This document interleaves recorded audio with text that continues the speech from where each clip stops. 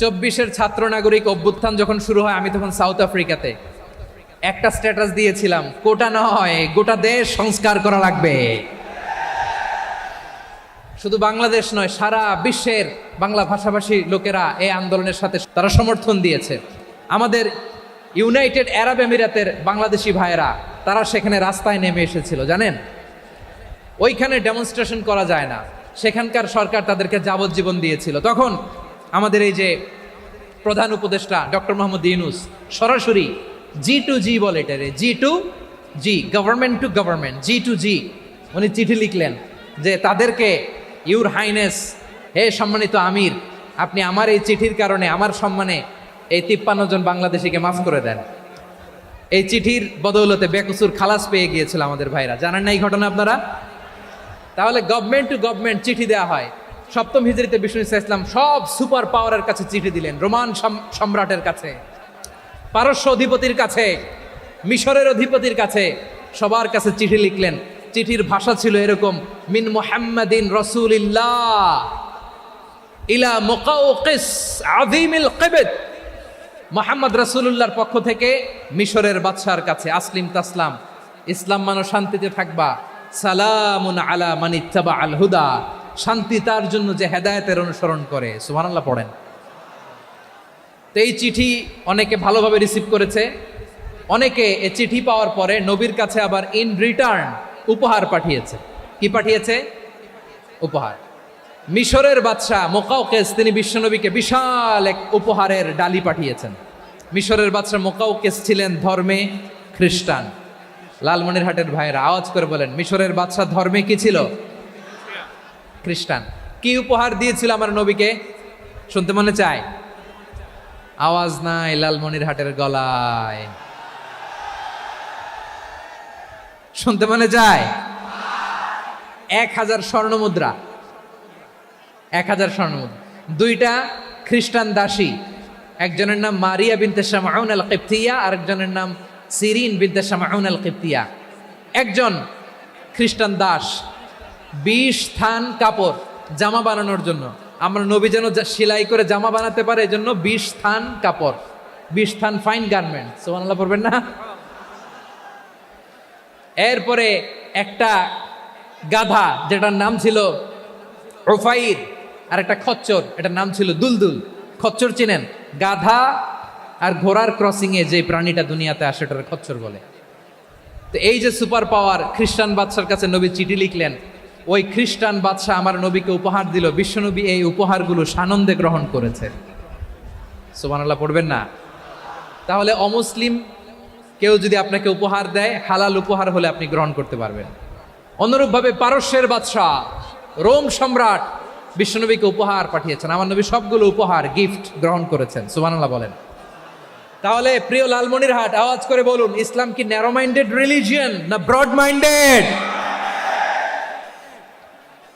আম্মাজান আয়েশার কাছে মাসালা জানতে চায় মেয়েরা, হে আম্মাজান, অগ্নি উপাসকেরা তাদের ঈদের দিন নওরোজের সময় আমাদেরকে পাখি দেয়, নেওয়া যাবে? উনি বললেন, ওরা জবাই করে দিলে নেওয়া যাবে না, কিন্তু ওরা যদি ফলমূল এরকম খাবার দেয় এগুলো নেওয়া যাবে। তার মানে অমুসলিমদের দেয়া উপহার এটা গ্রহণ করা যায়। সুবহানাল্লাহ বলেন। শুধু তাই নয়, বিষ্ণু ঈসা ইসলাম অমুসলিমদের সাথে আর্থিক লেনদেনও করেছেন, ফিনান্সিয়াল ডিলিং করেছেন। অমুসলিমদের সাথে প্রয়োজনে আপনি ফিনান্সিয়াল ডিলিং করতে পারবেন। আমরা প্রায় দেখি বাজারের মিষ্টির দোকানগুলো আমার হিন্দু ভাইদের, তারপরে যে বারবার সব চুল কাটে যে নাপিত, অধিকাংশ নাপিতের দোকানে কারা? আমার হিন্দু ভাইরা। তা আপনি চুল কাটতে পারবেন কিনা? পারবেন কিনা বলেন? পারবেন। তার দোকান থেকে দই মিষ্টি কিনতে পারবেন কিনা? হ্যাঁ, আমার মুসলিম ভাইয়ের দোকান থাকলে ওইটার আমি বেশি প্রায়োরিটি দিব, ঠিক কিনা? কিন্তু যদি তাদের সার্ভিস নিতে চান, প্রোডাক্ট নিতে চান, পারবেন। তার দলিল সহিহ বুখারী, আম্মা জান আয়েশা রাদিয়াল্লাহু তাআলা আনহা বলেন, ইশতারা রাসূলুল্লাহ সাল্লাল্লাহু আলাইহি ওয়াসাল্লাম মিন ইয়াহুদিয়িন তুআমান ওয়া রাহানাহু দিরআহু মিন হাদিদ। রাসূল সাল্লাল্লাহু আলাইহি ওয়াসাল্লাম এক ইহুদির কাছ থেকে, কার কাছ থেকে? সবাই বলে নাই, কার কাছ থেকে? আমার নবী, পেয়ারা নবী এক ইহুদির কাছ থেকে জব কিনেছিল। জব, বার্লি, যেটা দিয়ে রুটি বানায়। ওই জবের দাম দেওয়ার টাকা পয়সা নবীর কাছে ছিল না, ফলে নবী ওনার একটা পোশাককে মর্গেজ রেখেছিলেন, মর্গেজ বন্ধক, যে এখন এটার দাম দিতে পারবো না, কয়েক কেজি বার্লি নিয়ে যাই আর বন্ধক হিসেবে আমার জামাটা রেখে গেলাম, যেই দিন দাম দিব ওই দিন জামাটা ছুটাই নিয়ে যাব। সুবহানাল্লাহ পড়বেন না? বাকিতে নিছিলেন, বাকিতে। দিরআহু মিন হাদিদ, লোহার তৈরি বর্ম, মানে যুদ্ধের পোশাক, লোহা দিয়ে বানানো।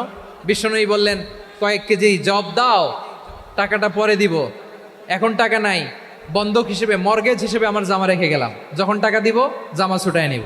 আওয়াজ করে বলতে হবে সুবহানাল্লাহ। এ থেকে বোঝা গেল অমুসলিমদের খাতে ফিনান্সিয়াল ডিলিং করা যায়, অর্থনৈতিক লেনদেন করা যায়, কেনাবেচা করা যায়, প্রোডাক্ট কেনা যায়। এমনকি আমাদের মসজিদে নববীতে বারান্দায় আপনারা একটা অটোমেটিক ফ্লাইং আমব্রেলা দেখছেন? সূর্য যখন বাড়ে মসজিদে নববীর বারান্দায় ইয়ার্ডের মধ্যে অটোমেটিক্যালি কিছু আমব্রেলা আছে, সাঁ করে খুলে যায়, আর সূর্যের তাপ লাগে না। আবার সন্ধ্যাবেলায় এই আমব্রেলাগুলো ওরা ক্লোজ করে ফেলে, দেখেন নাই না? দেখছেন? এই মসজিদে নববীকে সর্বোচ্চ উন্নত মানের কনস্ট্রাকশন ইনফ্রাস্ট্রাকচারে ডেভেলপ করার জন্য কর্তৃপক্ষ কিছু অমুসলিম ইঞ্জিনিয়ারের, ডিজাইনারের সহায়তা নিয়েছিল। সুবহানাল্লাহ বলেন। কোন দলিলের ভিত্তিতে? এই দলিলের ভিত্তিতে যে বিষ্ণু ঈসা ইসলাম অমুসলিমদের সাথেও লেনদেন করেছেন। আওয়াজ করে বলতে হবে আল্লাহু আকবার। শুধু তাই নয়, ইন কেস অফ ইমার্জেন্সি, প্রয়োজনে ইসলামের খাতিরে ইসলামকে সামনের দিকে এগিয়ে নিয়ে যাওয়ার জন্য অমুসলিমদের সাপোর্ট নেওয়া জায়েজ আছে। সুবহানাল্লাহ বলেন। অমুসলিমদের সাপোর্ট নেয়া, তাদের থেকে অর্থ নেয়া, পলিটিক্যাল সাপোর্ট, পলিটিক্যাল অ্যাসাইলাম নেওয়া জায়েজ আছে। আমাদের অনেক বিশ্ববরেণ্য দায়ীরা আমেরিকায় অস্থায়ীভাবে অ্যাসাইলাম নিয়ে থাকে, নিজের দেশে গেলে ফাঁসিতে ঝুলাই দিবে। যুগ যুগ ধরে দায়ীদের উপরে এরকম অত্যাচার আর নির্যাতন আছে না নাই? মিশরের অনেক দায়ীরা পাশ্চাত্যে যেয়ে থাকে, এই যে তারা পলিটিক্যাল অ্যাসাইলাম নিয়ে থাকে, রাজনৈতিক আশ্রয়, এটা জায়েজ আছে না? এটা যে জায়েজ আছে তার প্রমাণ স্বয়ং বিশ্বনবী সাল্লাল্লাহু আলাইহি ওয়াসাল্লাম পলিটিক্যাল সাপোর্ট নিয়েছিলেন অমুসলিমদের কাছ থেকে। সুবহানাল্লাহ বলেন। খুব মজাদার একটা ঘটনা, শুনবেন? আপনাদের আগ্রহ দেখে তো মনে হয় না শোনার ইচ্ছা আছে। আছে আছে আমার ভাইরা, বিশ্বনবীর বয়স তখন প্রায় 51 বছর। কত বছর? বিশ্বনবীর সবচেয়ে কাছের মানুষ খাদিজা রাদিয়াল্লাহু তাআলা আনহা ইন্তেকাল করেছেন। বিশ্বনবী বড্ড কষ্ট পেলেন, হৃদয়টা ভেঙে খান খান। যিনি ঘরের ভেতরে বিশ্বনবীকে সান্ত্বনা দিতেন, ভালোবাসা দিতেন, বাইরে গেলে কুরাইশরা বকাঝকা করে, অত্যাচার করে, কিন্তু আম্মাজান খাদিজা রাদিয়াল্লাহু তাআলা আনহা ঘরটারে এমন শান্তির নীর বানায় রেখেছেন, এই ঘরের ভিতরে ঢুকলে বিশ্বনবীর কলিজাটা ঠান্ডা হয়ে যেত। এজন্য রব্বুল আলামিন বলেন, খাদিজা, ও আমার বান্দি খাদিজা, জান্নাতে এমন স্পেশাল একটা ঘর আমি তোমার জন্য রেডি করে রেখেছি। ওই ঘরের মধ্যে কোনো আওয়াজ নাই, ওই ঘরের মধ্যে কোনো নয়েজ নাই, ওই ঘরে কোনো বিশৃঙ্খলা নাই। কারণ মক্কার জমিনে আমার নবী কুরাইশদের বিশৃঙ্খলা, নয়েজ আর ঝামেলাগুলোকে উপেক্ষা করে যখন তোমার ঘরের ভিতরে ঢুকতো, ঘরটারে তুমি শান্তির নীর, ঠান্ডা, নীরব, নিস্তব্ধ, নিঝুম আর শান্তির নীর বানিয়ে রেখেছ। এজন্য জান্নাতে স্পেশাল একটা শান্তির নীর আমি তোমারে উপহার দেব। ওই প্রিয়তমা স্ত্রী খাদিজা ইন্তেকাল করলেন, বিশ্বনবীর হৃদয় ভেঙে খান খান। আবার ওনার চাচা আবু তালেব ইন্তেকাল করলেন, যিনি পলিটিক্যাল শেল্টার দিতেন নবীকে। কে দিতেন? আবু তালেবের ভয়ে, বিশ্বনবীর এই চাচার ভয়ে কোনো মুশরিক নবীর গায়ে হাত দেওয়ার সাহস পায় নাই। এখন স্ত্রীও নাই, চাচাও নাই, নবীকে আশ্রয় দেওয়ার কেউ নাই, নবীর চারদিকে অন্ধকার। নবী এখন কই যাবেন? আমার পেয়ারা নবী নতুন স্টেশন খুঁজতেছেন, নতুন দাওয়াতি প্ল্যাটফর্ম খুঁজতেছেন। তিনি যায়েদ বিন হারেসা রাদিয়াল্লাহু তাআলা আনহুকে নিয়ে মক্কার পাশের একটা নেইবরিং সিটি তায়েফে চলে গেলেন। কোথায় চলে গেলেন? লালমনিরহাটের ভাইয়ের আওয়াজ করে বলেন, কোথায় গেলেন? তায়েফে চলে গেলেন দিনের দাওয়াত দেওয়ার জন্য। কি দেওয়ার জন্য? নাকি জমি কিনতে গেছিলেন? জমি কিনতে? দুনিয়ার যশ খ্যাতির জন্য? নিজের কোনো লাভের জন্য? তায়েফবাসীদেরকে জাহান্নামের আগুন থেকে বাঁচানোর জন্য। আওয়াজ করে বলতে হবে ঠিক কিনা? বিশ্বনবী বিশাল মরুপথ, পাহাড়ি পথ পাড়ি দিয়ে তায়েফের মরুজমিনে গেলেন কোরআনের দাওয়াত নিয়ে, ইমানের দাওয়াত নিয়ে। কিন্তু তায়েফের লোকেরা বিশ্বনবীর দাওয়াতকে শুধু প্রত্যাখ্যান করেই থামে নাই, তারা বিশ্বনবীর সাথে অত্যন্ত খারাপ আচরণ করেছে, বিশ্বনবীকে শারীরিকভাবে হেনস্থা করেছে, আমার নবীকে শারীরিকভাবে অত্যাচার করেছে, আমার পেয়ারা নবীর গায়ে পাথর মেরেছে, বিশ্বনবীর গা বেয়ে ঝরঝর করে রক্ত ঝরেছে, নবী জামিনের মধ্যে লুটিয়ে পড়েছেন, আবার মেরেছে, আবার নবী হাঁটতে শুরু করলেন, পেছন থেকে আবার মেরেছে, আবার নবী রক্তাক্ত হয়ে জামিনের মধ্যে লুটিয়ে পড়লেন, আবার মেরেছে। বিশ্বনবীর মতো এত সুশ্রী মানব, বিশ্বনবীর মতো এত শুভ্র মানব, বিশ্বনবীর মতো এমন চমৎকার দেহাবয়ব দিয়ে রব্বুল আলামিন কাউকে বানান নাই। এরকম চমৎকার মানুষটাকে তারা তায়েফের ওই জমিনে রক্তাক্ত করেছে। বিশ্বনবী দুনিয়ার কোনো স্বার্থের জন্য সেখানে যান নাই, নিজের কোনো লাভের জন্য, প্রাপ্তির জন্য যান নাই, তায়েফবাসীদের জাহান্নামের আগুন থেকে বাঁচাতে গিয়েছেন। ঠিক কিনা বলেন? খেয়ে না খেয়ে দিন প্রচারের কাজে নিজেকে দিয়েছ বিলিয়ে, তায়েফের কাফিরেরা চিনল না সে আলো, দুষ্ট ছেলেদের পিছু দিল লেলিয়ে, পাথরের আঘাতে ক্ষত বিক্ষত হয়ে সারা শরীর থেকে রক্ত ঝরে। হে রাসূল তোমাকে ভুলি আমি কেমন করে, হে রাসূল তোমাকে ভুলি আমি কেমন করে। পারেন না আপনারা? ধরুন আমার সাথে। হাজার ব্যথা বেদনার পরে ফিরে আসনি তুমি আপন ঘরে, দিনের আলো তুমি ছড়িয়ে দিতে, চলে গেলে মদিনায় মক্কা ছেড়ে। হে রাসূল তোমাকে ভুলি আমি কেমন করে, হে রাসূল তোমাকে ভুলি আমি কেমন করে। ঠিক কিনা বলে? প্রিয় ভাইরা, তায়েফের ছেলেরা নবীকে রক্তাক্ত করলো। আমার নবী কই যাবে? কই যাবে? মক্কায় জায়গা নাই, তায়েফে জায়গা নাই। তায়েফ থেকে ভারাক্রান্ত মন নিয়ে আমার নবী মক্কায় ফিরে আসলেন। বিশ্ব নবী মক্কায় ঢুকতে পারেন না। মক্কার মরুভূমির দিকে তাকিয়ে, উপত্যকার দিকে তাকিয়ে বিশ্বনবী ধা ধা করে কাঁদেন, ঝরঝর করে। নবীর চেহারা মোবারক থেকে চোখের পানিগুলো বেয়ে বেয়ে পড়ে। আমার জন্মস্থান, আমার শৈশব, কৈশোর, যৌবন কেটেছে এই মক্কায়, আমার এলাকায় আমি ঢুকতে পারি না। বিশ্বনবী মক্কার অনতি দূরে দাঁড়িয়ে জায়েদকে পাঠালেন, জায়েদ যাও দেখো কেউ আমাকে সাপোর্ট করার মতো আছে কিনা, যাও অমুকের কাছে যাও। জায়েদ গেলেন, তারাও প্রত্যাখ্যান করে ফিরিয়ে দেয়। বিশ্বনবী বললেন যাও অমুক লোকের কাছে যাও, তিনিও প্রত্যাখ্যান করে ফিরিয়ে দিলেন। কেউ বিশ্বনবীকে আশ্রয় দিতে রাজি হয় না। নিজ জন্মভূমিতে বিতাড়িত বিশ্বনবী, সর্বশেষ বিশ্বনবী বললেন যাও মুতঈম ইবনে আদির ঘরে যাও। মুতঈম ইবনে আদি মুশরিক, তার কাছে যাও। গেলেন, মুতঈম ইবনে আদি রাজি হয়ে গেল। সুবহানাল্লাহ বলেন। দেখেন, অনেক বিপদের সময়ও আমি নিজে সাক্ষী, সামাজিকভাবে, রাজনৈতিকভাবে কত ঝঞ্ঝা, কত ষড়যন্ত্র, কত কনস্পাইরেসি পাড়ি দিয়ে আমাদেরকে সামনে এগিয়ে যেতে হয়। এই শত্রুদের ভেতরেও একজনকে দাঁড় করিয়ে দেয় যে আল্লাহর কোরআনের জন্য রেডি হয়ে যায়। পড়েন সুবহানাল্লাহ। মুতঈম ইবনে আদি, আল্লাহ তার মনকে নরম করে দিলেন। মুতঈম বলে, মুহাম্মদ আমি তোমাকে আশ্রয় দিব। তার দুই ছেলেকে পাঠালেন, যাও খোলা তলোয়ার নিয়ে, স্কট দিয়ে, গার্ড অফ অনার দিয়ে মুহাম্মদকে মক্কায় ঢুকাও, আর বলো আমি আমান দেব। আমান কি দিব? আমান মানে সিকিউরিটি, নিরাপত্তা। সিকিউরিটি ছাড়া, আমান দেওয়া ছাড়া কেউ থাকতে পারতো না মক্কায়। দুই ছেলে বিষ্ণু ইসা ইসলামকে নিয়ে আসলো। নবী কাবার চারদিকে তাওয়াফ করলেন, নামাজ পড়লেন। আবু জাহেল, উতবা, সাইবা, ওয়ালিদ ইবনে মুগীরা সবাই দেখে, কেউ কিছু করতে পারে না।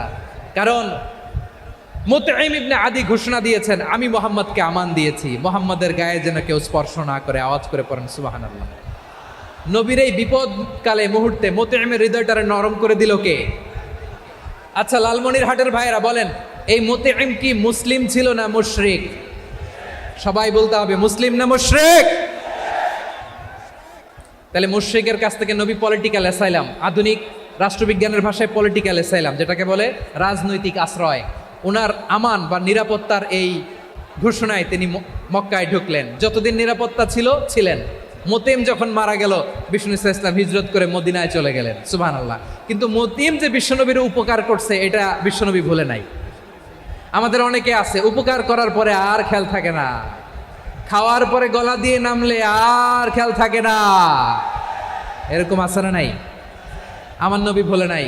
বদরের প্রান্তরে 70 জন কাফেরকে যখন বন্দি করে বিশ্বনবীর সামনে হাঁটু গেড়ে দাঁড় করানো হলো, বসানো হলো, 70 জন কাফের। কয়জন? বিশ্বনবী তাদের দিকে তাকিয়ে বললেন, সহিহ বুখারীর বর্ণনা, লাউ কানাল মুতঈম ইবনে আদি হাইয়ান সুম্মা কাল্লামানি হাউলাই নাতনা লা তারাকতুহুম লাহু। বদরের প্রান্তরে 70 জন বন্দি কাফিরের দিকে তাকিয়ে আমার নবী বললেন, আজকে মুতঈম ইবনে আদি যদি বেঁচে থাকতো আর তোমাদের 70 জনের ব্যাপারে যদি মুতঈম এক বাক্যে একটা সুপারিশ করত, তার সম্মানে আজকে তোদের সবাইকে আমি মাফ করে দিতাম। সুবহানাল্লাহ। নাই? বিশ্বনবী মুতঈমের এই সাহায্যের কথা বলে নাই। 70 জন মুশরিক হাঁটু গেড়ে বসা, নবী চাইলে এখনই এক্সিকিউশন অর্ডার দিতে পারে। তিনি বললেন, আজকে যদি মুতঈম বেঁচে থাকতো আর মুতঈম যদি তোদের জন্য সুপারিশ করতে, এই আবর্জনাগুলোর ব্যাপারে সুপারিশ করতে, আমি মুহূর্তেই তোদেরকে এমনি মাফ করে দিতাম। এবার বলেন, ইসলাম কি ন্যারো মাইন্ডেড না ব্রড মাইন্ডেড? শুধু তাই নয়, যাকে যে সম্মান দেয়ার আমার নবী দিতেন, হোক আস্তিক হোক নাস্তিক, হোক মুসলিম হোক অমুসলিম। বিষ্ণু ইসলাম যখন রোমান সম্রাটের কাছে চিঠি লিখেছেন, আমার প্রিয় লালমনিরহাটের ভাইরা, অল্প কয়েক মিনিট কয়েকটা জরুরি কথা বলবো, এদিকে তাকান, এদিকে। রোমান সম্রাটের কাছে বিশ্বনবী যখন চিঠি লিখলেন মিন মুহাম্মদ রাসূলিল্লাহ ইলা হিরাকলা আযীমির রোম, মুহাম্মদের পক্ষ থেকে হিরাক্লিয়াসের কাছে, যিনি হচ্ছেন আযীমির রোম। এটা নবী নিজ থেকে বানায় লিখছেন, অতিরিক্ত সম্মান দিয়ে।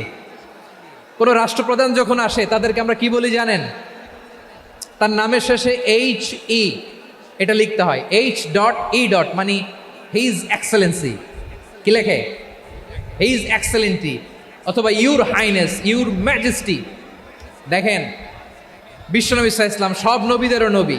তিনি একজন মুশরিক খ্রিস্টান সম্রাট, রোমান সম্রাটের কাছে চিঠি লিখতে যেয়ে লিখতেছে, ইলা হিরাকলা আযীমির রোম, হিরাক্লিয়াসের কাছে আমার চিঠি, যিনি রোমের আযীম, হিজ হাইনেস, মানে রোমের অনেক সম্মানিত এক বাহাদুর। আওয়াজ করে বলেন সুবহানাল্লাহ। তার মানে যাকে যে সম্মান দেয়ার এটা বিশ্বনবী দিতেন। এমনকি যেই ইহুদিরা ভালো ছিল, এই ইহুদিদেরও প্রশংসা করেছেন বিশ্বনবী মুহাম্মদুর রাসূলুল্লাহ সাল্লাল্লাহু আলাইহি ওয়াসাল্লাম। এক ইহুদির প্রশংসা করেছেন বিশ্বনবী। ইহুদির কার? আমি তো আমার ভাইয়ের প্রশংসা করি না, আমি তো এক আলেম আরেক আলেমরে স্পেস দেই না, আমি তো এক দায়ী আরেক দায়ীর সাথে বসতে চাই না। আমার নবী ইহুদির প্রশংসা করে। কার প্রশংসা? ওই ইহুদির নাম ছিল মুখাইরেক। সিরাত গ্রন্থ ঘাটলে পাবেন। তিনি বলেছেন, মুখাইরেক খাইরু ইয়াহুদ, Mukhayriq is the best of the Jews. জুইশদের মধ্যে সে সবচেয়ে ভালো। কেন প্রশংসা করলেন তার? এর কারণ মদিনা চার্টারে কথা ছিল সব ধর্মের মুসলিম, মুশরিক, ইহুদিরা মিলে মদিনাকে রক্ষা করবে। কিন্তু 3য় হিজরিতে যখন উহুদের যুদ্ধ শুরু হলো, সবার কথা ছিল যেই আক্রমণ করে আমরা মদিনাকে বাঁচাবো। কোন শহরকে বাঁচাবো? মদিনাকে। কিন্তু কুরাইশরা যখন অ্যাটাক করলো, ইহুদিরা আর আসে না, ইহুদিরা আর বেরোয় না। বিষ্ণু বললেন, ওহে ইহুদিরা, তোমরা না চুক্তি করলে আমার সাথে যে মদিনা বাঁচাতে সবাই ঝাঁপিয়ে পড়বো, আসো। একটা ইহুদিও বেরোয় না, কেউ আসে নাই সেদিন, একজন ছাড়া। তার নাম মুখাইরেক। তার নাম কি? মুখাইরেক বাহাদুরের মতো ঘোড়সাওয়ার হয়ে বেরিয়ে গেলেন এবং বললেন, গোটা ইহুদি সাম্রাজ্যের একজনও যদি না আসে, আমি মুখাইরেককে কেউ ঘরে আটকে রাখতে পারবে না। বেরিয়ে আসলেন, এসে বললেন, আমি মুহাম্মদের পক্ষে যুদ্ধ করব। আমি মারা গেলে আমার সম্পদ আমার উত্তরাধিকারীরা পাবে না, আমার সম্পদ তোমরা মুহাম্মদকে দিয়ে দিবা। সুবহানাল্লাহ বলেন। উহুদের ময়দানে 70 জন মুসলমান শহীদ হলো। এই ইহুদি, সেও মুসলমানের পক্ষে যুদ্ধ করে নিহত হলো। সুবহানাল্লাহ বলেন। মুসলিমদের লাশ যখন নিয়ে আসা হলো, এই মুখাইরিকের লাশও নিয়ে আসা হলো। মুসলিমদের লাশের পাশে মুখাইরিকের লাশ দেখে বিশ্বনবী মুখাইরিকের প্রতি অনেক খুশি হলেন আর বিশ্বনবী খুশি হয়ে বললেন মুখাইরিক খৈরু ইয়াহুদ, মুখাইরিক যদিও তুমি ইহুদি তারপরেও তুমি সব ইহুদিদের মধ্যে সেরা ইহুদি। পড়েন সুবহানাল্লাহ। আমার নবী ইহুদিকেও সম্মান দিতে কার্পণ্য করে নাই। আওয়াজ করে বলেন আল্লাহু আকবার।